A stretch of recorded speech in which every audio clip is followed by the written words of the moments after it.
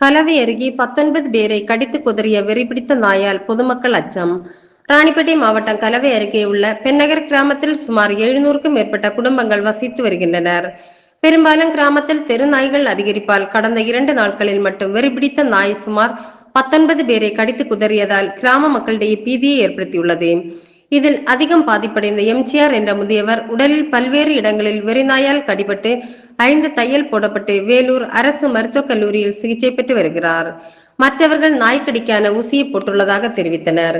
இதனை அறிந்த மாவட்ட கால்நடை பராமரிப்பு துறையினர், வட்டார வளர்ச்சி அலுவலர்கள், காவல்துறை, வருவாய்த்துறையினர், சுகாதாரத்துறையினர் நேரில் விசாரணை செய்து வருகின்றனர். இதில் மொத்தமாக 19 பேர் கொண்ட கன்று, குட்டி, பசுமாடு ஆகியவையும் கடித்துள்ளதாக தெரிவித்தனர். மேலும் தெரு நாய்களால் கிராம மக்கள் பீதியில் இருப்பதால் கையில் கம்புடன் தெருக்களில் நடந்து வரும் அவலநிலை ஏற்பட்டுள்ளது. தொடர்ந்து கிராம பகுதிகளில் இதுபோன்ற நாய்க்கடியால் பொதுமக்கள் பாதிப்படைந்து வருவதால் மாவட்ட நிர்வாகம் உடனடியாக தெருநாய்களை கட்டுப்படுத்தும் வகைகள் நடவடிக்கை எடுக்க வேண்டும் என்று பொதுமக்கள் கோரிக்கை வைத்துள்ளனர்.